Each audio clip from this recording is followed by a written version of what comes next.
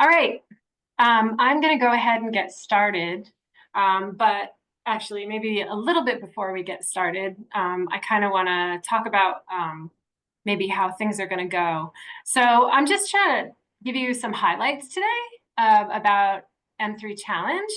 And we are recording today's webinar. So for people for whom this wasn't a great time, I want to make sure they have access to the recording after this. So that means that if you turn on your sound and or your camera, then you may appear on the recording. So just be aware of that. If you would like to remain anonymous, then you can put stuff in the chat and we can interact with you that way, and that's totally fine. But I wanted to let you be aware of that. I am Karen Bliss. I am Senior Manager of Education and Outreach at Society for Industrial and Applied Mathematics, which is a big mouthful. But we're a membership-based society, and we promote all sorts of applications of mathematics. So people using applied math to do good things in the world. That's what we're about. And one of the good things that we do is we put on this program, the MathWorks Math Modeling Challenge, every year. And this is the 20th anniversary year. So we're super excited about celebrating that. There are a couple people with me that you may see. One of them is listed as webinar host 1. That's our programs coordinator, Melissa Pascal, and she's going to interrupt me if I skip over anything, and she's going to let me know what's going on in the chat, because I am not good at multitasking, and so I'll probably be chatting along, and so she might interrupt me and let me know, hey, hold on a minute, somebody's got a question. Also on this call, we have one of our problem writers. So that's Neil Nicholson, who's joining us. Do you want to say hi, Neil? Hello, everyone. Good to see you all here. Thanks for coming. I should say Dr. Neil Nicholson. So he is a professor and he's one of the members of the Problem Development Committee. And they work year-round, but they are currently working as we speak on coming up with this year's challenge question. So super exciting to think about what the question for this year might be, and I'm not telling. I'm not telling what they're working on. Okay, so there, and somewhere out in the background, we have our former program director, and so she may be chatting with us too. So we may hear from her in the chat as well. But I'll go ahead and get us started then. And so if you have any questions along the way, feel free to throw them in the chat whenever they come up, and we'll try and answer them as we go along. So our agenda is that I'm going to talk about what is M3 Challenge and why you should participate, what is math modeling, and what kinds of math do you need to know, how do you register, and how do you get ready to participate. And I want to go ahead and start by saying that our website is m3challenge.siam.org. So if you haven't been there, which I suspect that you have, but that's always a good place to get started and look for answers to any questions that you may have along the way, or if you need a way to contact us to ask us questions, feel free to head there first, and then you'll find our contact information. So that's always a good place to start. So to begin with, what is MathWorks Math Modeling Challenge? So the first thing I want to mention is that it's completely free, so there's no registration or participation fees. It is an internet-based competition, so you don't have to go anywhere to participate. You and your team can work from home or school, whatever location works for you. Any place where you have internet access will work. And we have scholarship prizes. So one of the reasons you might want to consider participating is that you might want to earn scholarships, scholarship awards. So you're thinking, okay, that all sounds really good, but that means I need to know what math modeling is. So that's maybe the next thing that we'll talk about. But before that, just want to make sure everybody knows who can compete.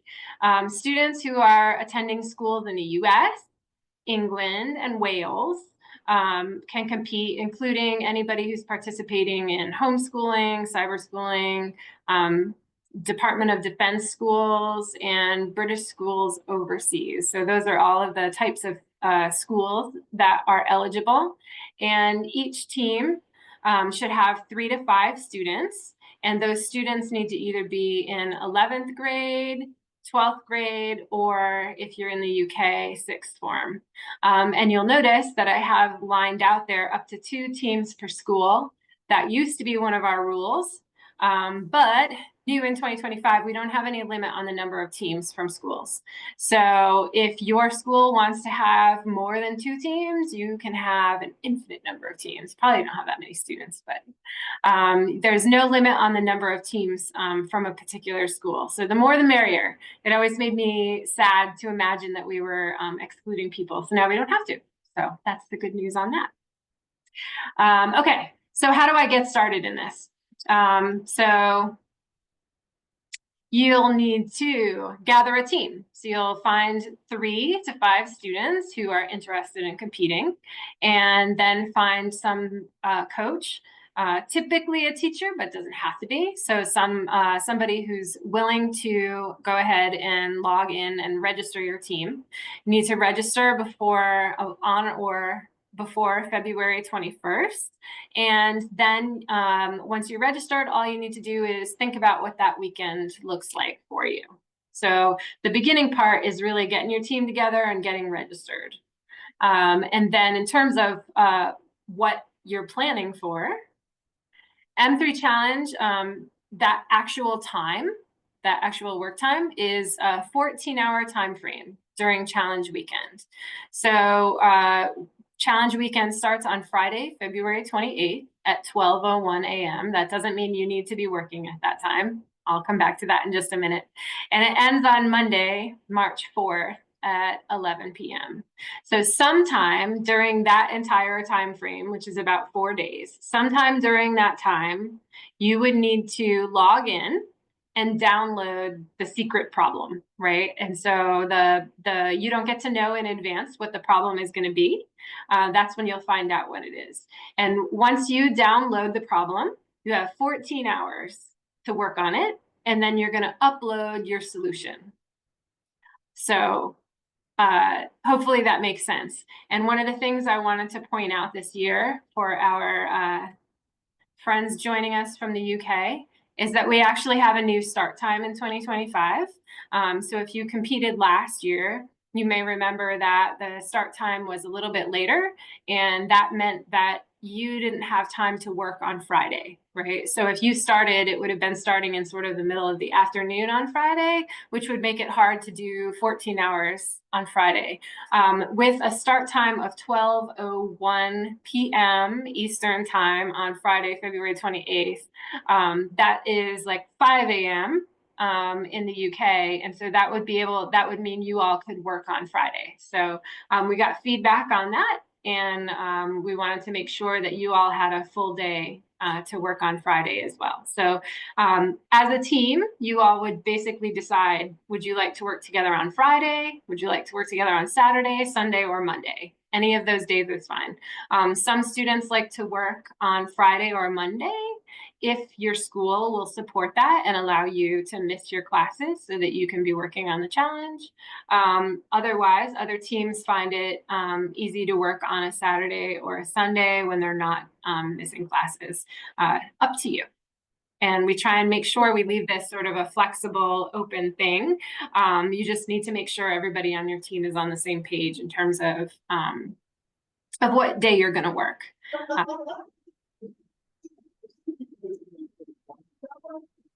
I can't see anybody, so I don't know if there are any questions. Let me know. Okay, I'll keep going. All right, so why should you compete? We have 37 team scholarship prizes. So that's more than $100,000 that we give away every single year. And so that's everything from those finalists down to semifinalists and honorable mention. We have 37 total prizes that everybody is competing for. And I want to note that this year, We have new awards. These are called the Spark Awards. Spark stands for Solutions with Passion, Resourcefulness, and Knowledge. And those are specifically for schools that are Title I eligible in the US. If you're not sure if your school is Title I eligible, I think you could typically find out on your school's website, but you might be able to ask one of your teachers or administrators if your school is Title I eligible. So this applies just for schools in the US. And yeah, so it's good. We're excited to be able to offer these extra awards for teams that are from Title I schools. And I also want to mention other reasons beyond scholarship prizes that you might want to compete. Finalist teams get an all-expense-paid trip to New York City. So those finalist teams will present their solutions in front of a panel of PhD mathematicians. And it's usually a super exciting event that happens in April. But more importantly, even if you're not involved in any of the scholarship prizes or getting that trip to New York City, this is something that really looks great on a resume or a college application. So M3 Challenge is something where you're going to work together with your team. You have to write a solution. You have to solve a real world problem. It all happens under a time constraint. And so those things are really good for stimulating like the workplace. And those are nice things to be able to talk about when you're looking for a job, I think. In fact, I wanted to mention some of the, yeah. And in addition, it's just fun. It's really fun. That's probably the biggest reason why you should be involved. And I'm telling you it's fun, but maybe you don't believe me because I'm an old person and what do I know about how what high school students think is fun. So I wanted to include some quotes that we have from past participants. So and this first one is actually from a 2011 participant who says that they loved it and they still tell people about it. So that was somebody who competed way back in 2001 and they're still talking about it. So that was really nice to hear. We collected that information this year in 2024. So that was awesome. And I wanted to provide a few more quotes from past participants. So it was a great bonding experience and they found out that math could be fun. Problems are real world and they highlight how interdisciplinary math can be. So I guess I feel like a lot of times when you're in math class, it feels like math is very much about symbols and solving things and it's all just very abstract. And so the challenge is a place where you can really figure out like, oh, actually, this is how math is used in the real world. It was a super memorable experience. These quotes always warm my heart. Even though it was 5 years ago, I still have fond memories of working through the challenges and the creativity involved. So creativity is really nice. I love to hear that. It makes me feel happy to know that we're putting something in front of people where they feel like they're using more than just math skills, right? So they're being creative about how they do this stuff. That's very cool. Most recently, so these are quotes from participants just from last year. So saying it was amazingly fun. And this one says, even though we weren't good at the competition, which I don't know if that's true or not, I didn't look up this team's score. So they may have done better than they think. But even though they didn't think they did very well, they had so much fun. So that's awesome. Using words like exciting, rewarding, inspiring. I like this one too. Even those who aren't fully focused on math. So even if you're a person who doesn't think, they're going to go on to college and study math or whatever, this challenge could be for you because it helps to bring someone to the table who's a creative thinker, right? And helps open everybody's eyes on how much you can use math to tackle any sort of real world problem. And lastly, someone said, I'm glad I participated in M3 Challenge because applying math modeling to different problems has been surprisingly fun. I feel like I've been babbling on for a long time. Neil, do you have anything that you might add in terms of why people might want to participate? I would echo the fun factor. This is not something I ever got to participate in as a student, but I think this is, you see math that you don't think is math. You think math is solve this problem, but these are huge open-ended questions with so many different approaches that it really makes you think in ways that you can't experience unless you're doing it. So you'll come away smarter, but I think you'll also come away more appreciative of what this art that math is. Uh, I think that's one of the things that makes M3 Challenge really unique. When I think about other math competitions, it feels like I'm going to sit down with like a piece of paper, maybe many pieces of paper, and my pencil, and I'm going to get 20 questions, and I'm just going to work through my 20 questions by myself, focused. And this challenge is the complete opposite. You get the question and you think, wow, I don't even know how I'm going to use math to answer this question. How does math have to do with any of this? And then you'll poke through the data and say, oh, actually, now I can kind of see how if I have that data, that makes me ask this question. I don't. So, and you're doing all of that sort of brainstorming with other people.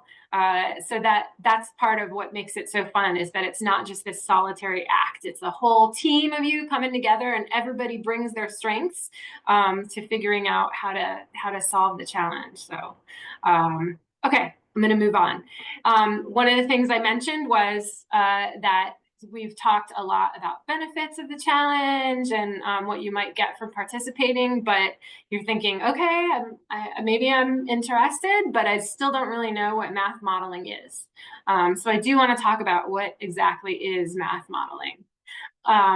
Math modeling, this is sort of our working understanding of it, is creating a mathematical representation of a real world scenario so that we can make a prediction or provide some sort of insight. And I know sometimes it can feel intimidating to get started, but it's open-ended. Usually these questions are, and that leads to building and applying problem-solving skills, creativity, innovation, and hopefully, reinforcing some of those math skills. So I have this diagram, if you will, of the math modeling process. This is the one that I like to think about. But I have sort of come to understand that when people look at this, maybe even that picture looks a little bit intimidating. So I tend to try and think about this by way of thinking about a problem. So one of the problems I like to think about is that helps me, I guess, put a concrete example on this modeling process, is to think about the question of how to measure how thrilling a roller coaster is. So I might start by thinking about all the things that make a roller coaster thrilling. And maybe when I say that to you, you have something in mind. What would make a roller coaster thrilling? Maybe you're thinking, how long is it, right? Is it over with in 1 minute, or does it go on for 5 minutes? Maybe it's the number of like loops where you go upside down. Maybe it's the maximum height, right? Like what is the peak that I reach? Maybe it's the number of big drops. And all of those are valid ways to think about what would make a roller coaster thrilling for you. Maybe if you are thinking about this from a little bit more of a sophisticated standpoint, which is not required, but maybe you're thinking and you know a little bit of physics. Maybe you're thinking there's some physics things that we ought to think about. If I know that, maybe I would be like, oh, maybe I need to think about thrust, g-force, velocity, acceleration, all sorts of things like that, right? So if you have some more tools, maybe you're thinking in that direction. Maybe there are even external factors that have nothing to do with that.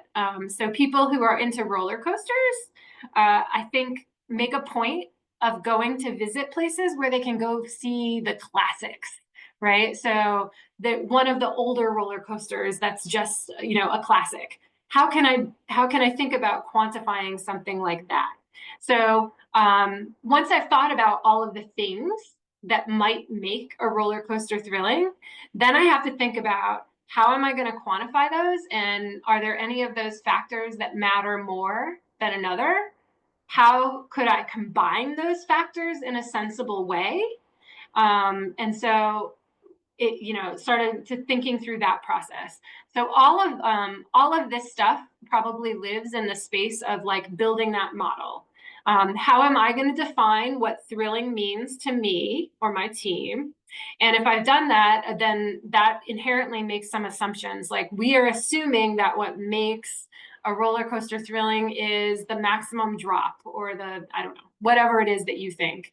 In which case you're going to need to define some variables, right? So I would need to say, okay, what matters here is that maximum drop, also the maximum acceleration, I don't know, whatever factors you've decided on, that will help you figure out which variables you should be defining. And then once you've gotten all those variables, how are you going to combine them? How, I can't just add acceleration plus the number of peaks or the number of loops. I can't add those. So what am I going to do to make it so that I could combine these factors into a single, like, measurable quantity that would tell me about the thrill factor of a roller coaster? And so that is some of like figuring out how to get toward a solution. So once I have an equation, once I have some way to combine these things, I've got myself to a place where I can get a solution. And once I have a solution, maybe I test it out. I have some data. I'm going to say, okay, let's rank these roller coasters and see if the results make any sense. So that's down in that analysis piece. Do the results make any sense? Do I need to go back to the drawing board and add in something or fuss with something and kind of circle back and get a different solution? At some point, whether you feel like you have a perfect solution or not, you do actually need to write up your results so that someone else can understand them. So that's sort of how I think about the modeling process. Neil, did I miss anything? Is there anything you think I should add in? No, I think you got it perfect. It's an iterative process that gets every time. I think the only thing I would add is maybe every time you do it, it gets a little more complicated. You can bring one more thing in, change it a little bit, fix something. There's never a final answer, and there's not just one answer, is how maybe some things I'd put into. That is a great point. And I know, kind of going back to thinking about this diagram and thinking about how to get started, it's hard to figure out how to get started. And so maybe a good place is for everybody to just have this open experience where you're like, we're going to throw out ideas and nobody's going to say your idea is bad. We're going to put all the ideas out there and then say, okay, well, we have to start with something. So let's agree to pick two factors that matter, and we'll build a model that have those two factors, or even just one, right? We'll build a model that accounts for one or two things, and then we'll figure out what the solution looks like and say, it doesn't make sense. I'm just making something up. It produces the negative number when it shouldn't. That doesn't make sense. Or it produces 0 when it shouldn't. And so now I need to go back, add in some more things, fix my model, start over. So going through that iterative process. But I will say that simple models where you just account for one or two variables, that's a great starting point. And especially when you're under a time constraint, as you are, as you're working through M3 Challenge, that's totally fine. And that gives you plenty of stuff to say in the after, in your summary of your results, when you say, hey, we considered these two factors. We felt like they were important because blah, blah, blah. But if we had more time, we might have incorporated some more things, and we thought about this, and and those are all good things to write about as you're doing your reporting of your results too. Yeah. All right. So what kinds of math do you need to know as you are working through the challenge? We do not require any particular type of math. So if you're coming to the table with a little bit of algebra, great. Welcome to the party. If you know calculus, great. If you have computing skills, great. If you don't have computing skills, no problem. We don't require any particular type of math or computational tools. I will say that judges prefer teams to use math that they already know and understand. And the main reason for that is that if you know how to use that math and you understand it, you're better at writing about it. And so how judges are, how they're deciding you know, which papers are going to bubble to the top and be those that are competing for those top awards. They're looking at your writing. Yeah, that's the piece that they have to decide, you know, to make decisions about your modeling, is they're looking at your writing. And so if you're using math that you know and understand, then you're going to do a better job of writing about it. So you know, sometimes we have students ask us, hey, I'm getting ready for the challenge. What sorts of math should I study so that I can be there? I don't know. I probably could give you, you know, maybe knowing some statistics would be helpful. Maybe knowing I probably could give you a handful of things to talk about. But the reality is, you don't have to. Using the math that you know is going to come up with the most authentic results. I know that, Neil, you're a judge also. Do you have anything else that you might want to weigh in on from a judge perspective? The judging of these things, the writing, the expository writing is just as or even more important than sort of the quote, the fancy level of math that you use. I mean, if you use some big modeling AI thing that runs a bunch of simulations, but it's very clear that you don't understand, like you don't explain why you chose what you chose or why it applies to this model, that's not going to be good as strong of a solution as a team that does a linear regression, but really explains and justifies, here's why we did the linear regression. It does this, here's our assumptions. It makes for a more cohesive paper, a solution paper that all fits together well is so much better than here's some fancy math that we hope to impress you with. We're really looking for your understanding of what you put in front of us. Thanks. All right. Okay. And by the way, I totally agree with all of that. I think that's true. All right. So hopefully you understand you don't need to have any particular kind of math. And we've talked a little bit about this modeling process, which I hope feels kind of authentic. Like you're just thinking about, how am I gonna, what factors matter? How might I combine them? So I do want to give you a sense of what some previous M3 challenge problems have been. So these are just a highlight of some of the ones that that we've done recently. I'll start from the left. In 2018, we had a question about food waste. And so this feels very close to my heart because more often than I would like to admit, I buy food and I have great plans for what I'm going to cook and I don't get around to cooking it and then I throw it away and I feel really awful about all of the resources that were wasted in creating that food, right? Someone spends time and energy in planting that food and growing it. And then it had to, you know, there was probably trucks that shipped it here and there so that it could end up in my grocery store so that I could buy it. And then I certainly spent money on it. And then in the end, no one ate it. And that makes me feel sad. So this one felt really close to home. We asked students to quantify things like, how big is this problem? How big is the problem of food waste? And there's different places where we might have food waste, right? So it might be that there's some waste that happens. Take that sock away from Rip.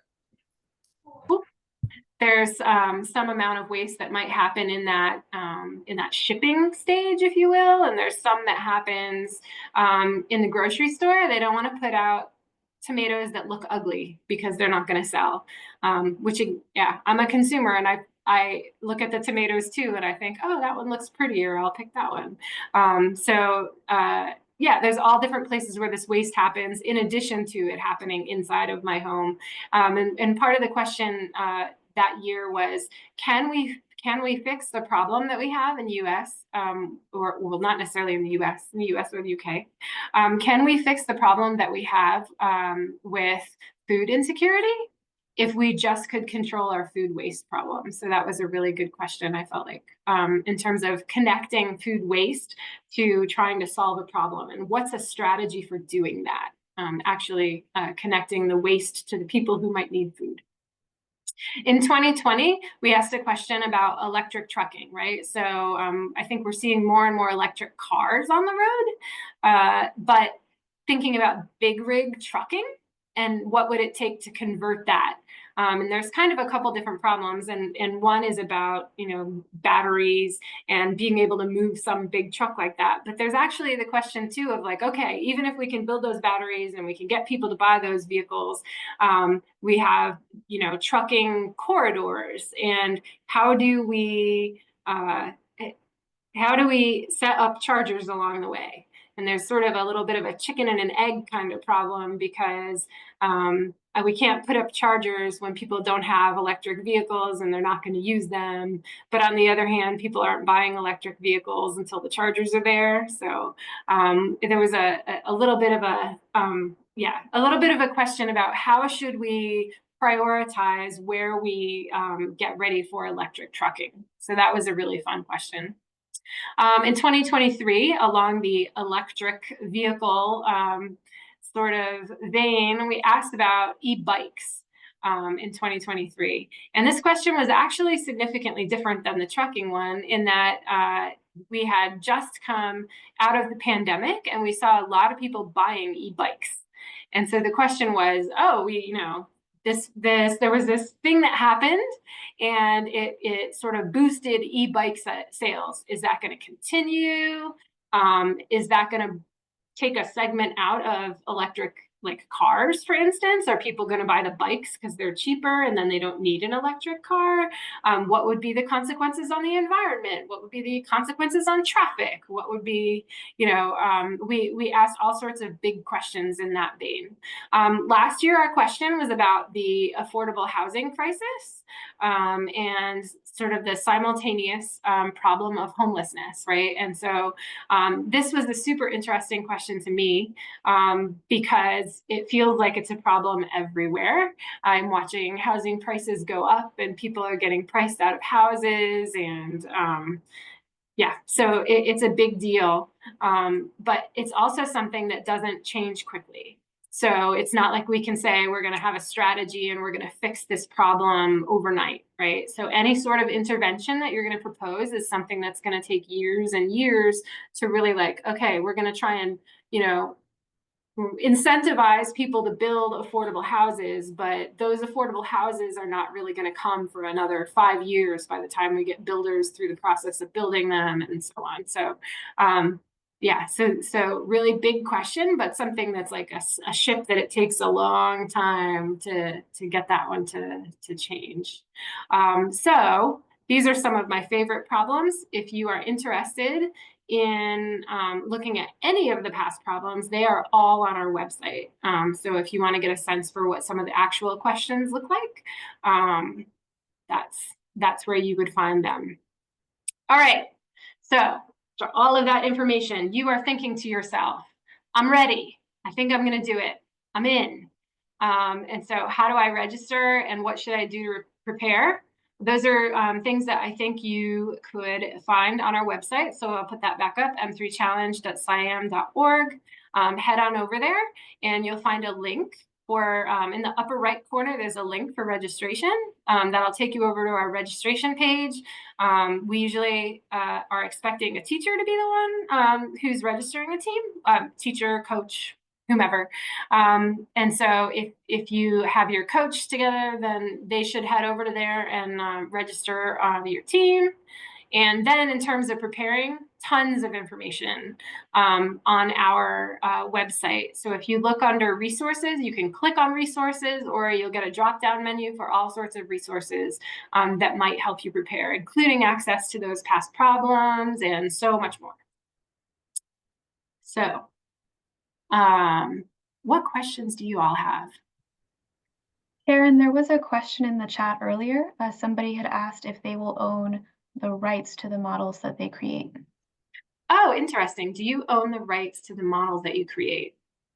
I believe if we look in the official rules and guidelines, you'll see that at the end of the day, that we agree that SIAM has the right to publish your paper. I don't know. Yeah, I guess that would be a question of what does it mean to own a mathematical model? I think we would like to retain the right to publish your paper. We want to, you know, especially those finalist solutions, we post them on the website. The top team, we usually send their paper over to, I'm gonna, let me think, SIAM Undergraduate Research Online Journal, SciEuro. So we always try and make sure that that top paper gets consideration for that journal article. So you, that top team will have some of their research, if you will, already published before they've even gone to college. So yeah, I guess in that respect, we would like to retain the right to print it.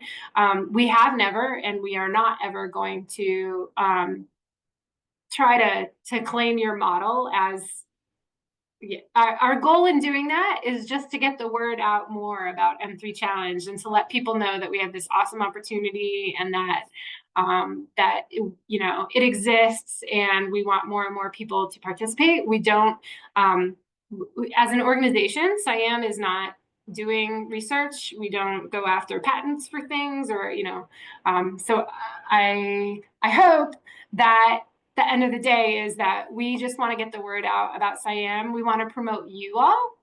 We don't intend to take anything from you. That makes sense. I hope that answered the spirit of that question. And Michelle rightfully reminds us in the chat that we fully cite the team when we're publishing your work. So if we're posting your work online, you get credit for it with your name on it. So when you all submit, I should back up and say, when you register for the challenge, you get a team ID, right? So maybe your team 17635, I don't know what number we're on now, but you'll get a team ID. And when you submit your paper, it's not going to have your name on it. It's just going to have that team ID. And the purpose of that is that we want to make sure that judges are not biased and that they're not reading a paper and saying, oh, I know that high school, they're from nearby and I really like them and they're really good and their paper, I'm going to read their paper and think it's really good because I know the school. All the judges get to know about a team when they are doing the judging is that team ID.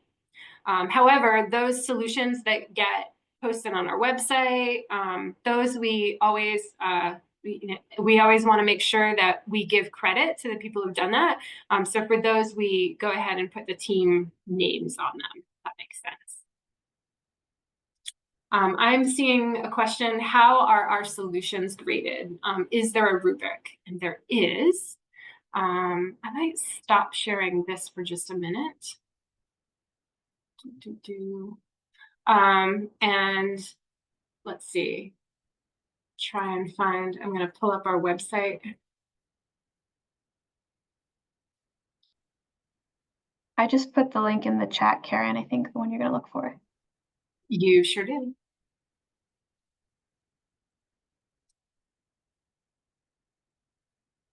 Let's see, and I'm going to share a different screen if I can.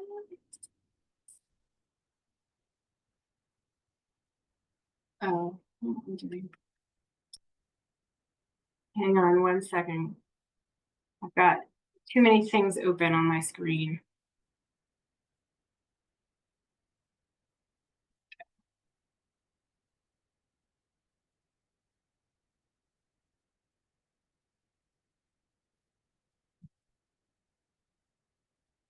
Hopefully you're looking at the same page that I am. This is the one that Melissa just dropped in the chat.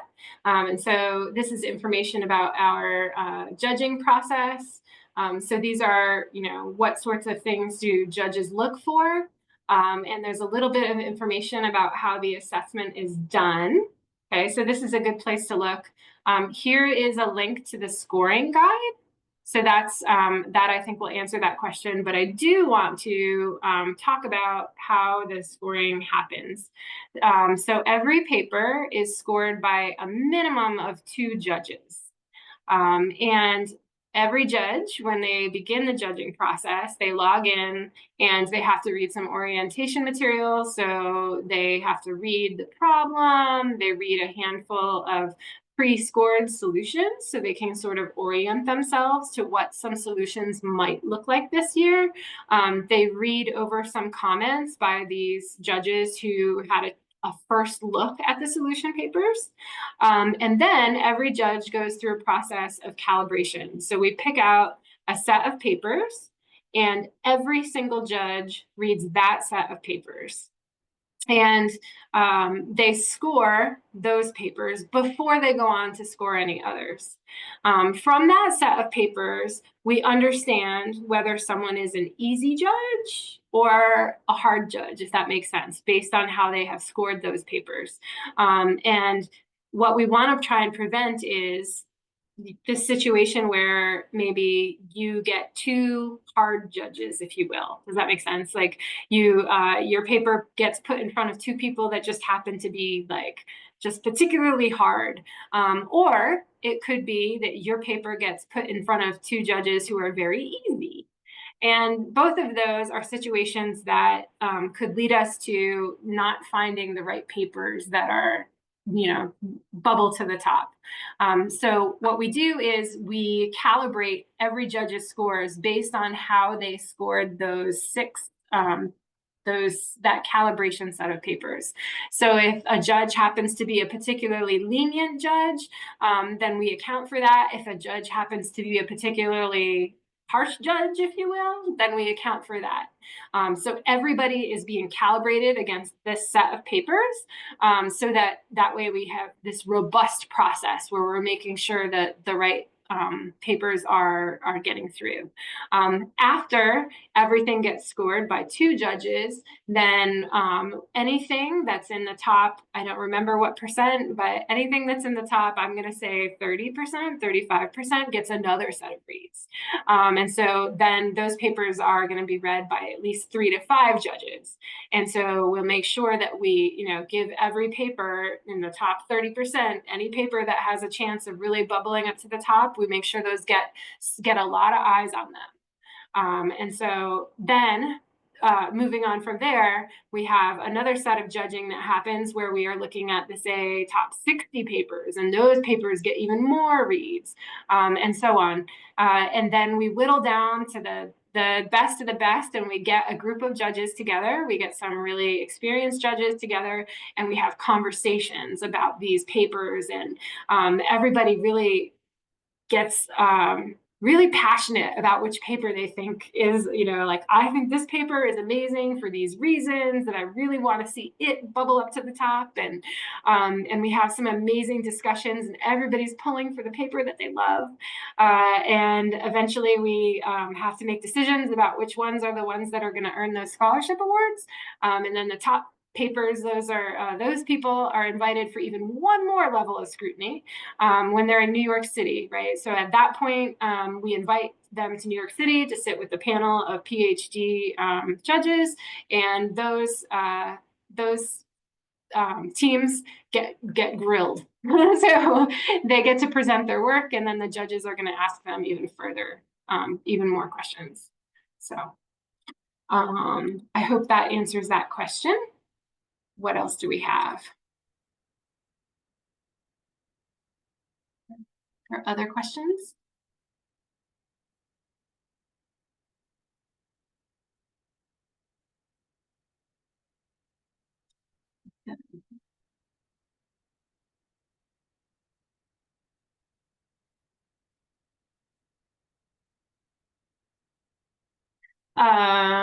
Well, while you guys are thinking, feel free to put any more questions for us in the chat. I see Melissa did put the link to the scoring guide. That scoring guide, I think, is a great way to start thinking about that solution paper. So that scoring guide is going to talk about exactly the things that judges need to see. And maybe Neil will chime in a little bit on this, but I think it will help keep you on track. For instance, I'm going to say one of the things that is in that solution guide or that scoring guide is that it lets you know that executive summary that belongs up in the front of your paper, if you don't have that, that can be a big deal.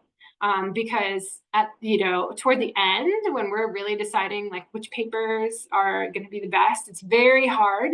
And if your paper doesn't have that executive summary, it's definitely going to be bumped down. But maybe you would think to yourself, how important could the summary be? Like, I have this whole paper. How important could it be? It's important. And so if you look at that scoring guide, it can kind of give you a sense of how much time maybe you should be spending on each of the questions, how much time you should be spending on each of the parts of the paper. Neil, did you have anything to add on that front? So the linked scoring guide, the most recent link in the chat, is just a generic one. I just want to assure the teams, like, the rubric that the judges get is much more specific than that. It's broken down to the tenths of a point. So it'll say question 1 is out of so many points, and then even that has little sub sections on that. So those rubrics are specific to the problems, and that way your judges really are looking at your papers as evenly as they can, and then those calibration sets help us all score evenly. We spend about 20 minutes per paper when we're reading them, really trying to dive into things. For me, and then I think also for a majority of the teams, because in the end, most teams aren't going to be the top 6 that get to come to New York City. But the experience that you're going to get out of this, you're going to be able to carry that over with you into your future careers. Writing that executive summary at the very end. Typically, if you look at all the old problems, they say, write your executive summary to a local government official or a business owner or the mayor of this town. So you're communicating your results, some heavy duty math that you've thought about for 13 and a half hours, to someone who doesn't do math and hasn't been inside your brains. And so you really have to think about how to communicate these things efficiently and effectively, because you only have one page. I think that's a wonderful process that brings in areas of math that you really probably have never done before. I don't know if there's many high school math classes where you write a paper to a government official that explains the math to someone who doesn't do math. But in your careers, that's what you're going to do all along, no matter where your career leads you, is communicating these processes. I will also say, I think Karen mentioned it once or twice. If you've went to these links, you found it. When you go look at the old problems that are up there, also the winning solutions are up there for all of these, for all 19 years. And I encourage you to look at those solutions and step back from them and see many of them are not using high level, college level math that you may not be familiar with. They're just really strong papers that explain their math well. So I think that's always a good confidence booster, that you have the math to do this, and to see those winning papers that are in the exact same place as you all are. Thanks. What other questions do you all have? Are there any other questions at this point? Are you all in? Have you all registered already? Thinking about registering? Thinking about how to have your best challenge? Registered. Dan's in. Are teams familiar with the practice questions that come out here in the coming months? That's a good point. I was just thinking, Melissa, you can interrupt me if more questions show up in the chat. But if I don't have any questions, maybe what I'll do is just head back over to the website really quick.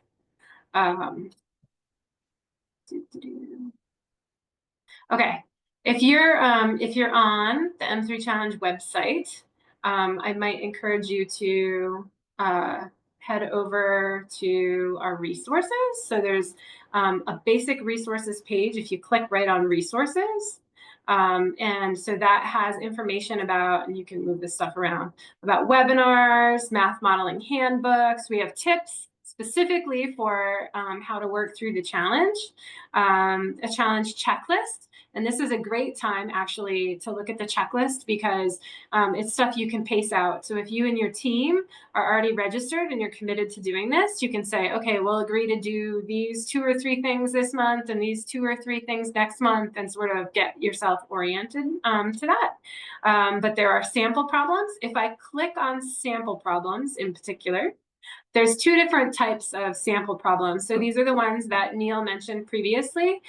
These are all of the past actual questions, right? So this is the one that we had last year, the year before, and so on. But if I scroll down, we actually have practice problems as well. So we usually have 2 practice problems per year.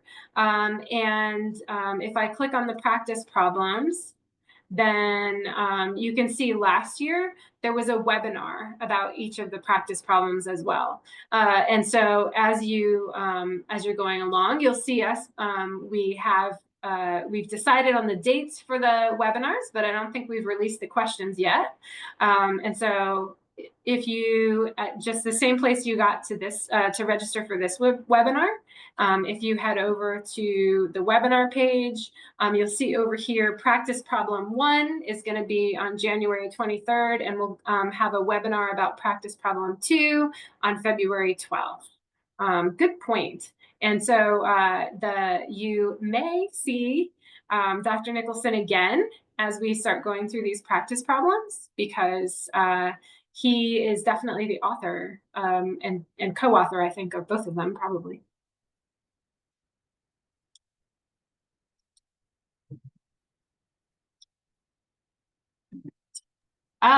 Toby asks a really good question. It's the first one I caught. There might be more if I look back. Is using MATLAB essential? Using MATLAB is not a requirement. Using any sort of computational software is not a requirement in any way. So all papers will be considered whether or not they use any sort of computing. And you could use a spreadsheet to do computations, or like a graphing calculator to do computations. You don't have to use any sort of fancy computing tools. What's nice about MATLAB is that the MathWorks offers us free software licenses. So if you're thinking about it this early, you are welcome to download their software. And then they also had a couple of webinars, but you also could just go to their website and figure out how to use computing tools. As an applied mathematician, I think computing tools are very helpful. And if you have the time and would like to have access to one of the best computing tools, MATLAB is one of them. But it's not going to disqualify you from prizes if you don't use any computing software. If you do use any computing software, it doesn't have to be MATLAB, but it could be. If you use any sort of computational software, then that gives you access to some separate awards. So these are technical computing awards that you could get additional on top of the other awards for M3 Challenge. So essential, no.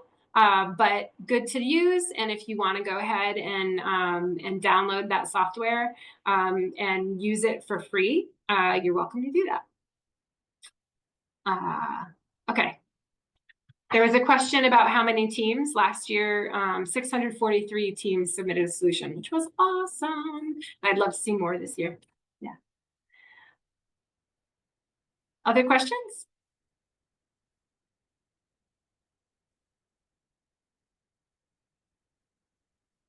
I'm going to go back to sharing my screen for a minute. Okay, so we're getting close to the end time, so I want to make sure I have a chance to summarize where we are. So we will have registration raffles. If you haven't already registered, you'll want to make sure that you register early. The sooner that you register, the earlier you can be entered into raffles. So we'll have a few raffles as we lead up to our close date, our registration close date of February 21. So the earlier you enter, the earlier you register, the more raffles you are entered in. So the more chance you have to win M3 t-shirts and swag. Challenge weekend this year is Friday, February 28th to Monday, March 3rd. You're not working that whole time. You would just choose one of those days, meet up with your team, and work for 14 hours on one of those days. And this guy says you should register now, and I wouldn't say no to him. So. Anyway, thank you so much for joining us. Feel free to reach out to us if you have any questions. I just want to point out again, our title sponsor is the MathWorks. They do provide that MATLAB software. And I want to say thank you to Dr. Nicholson for joining us, and thanks to Melissa for keeping us on track. And if you have any questions, please feel free to reach out to us at m3challenge@scim.org. Thanks.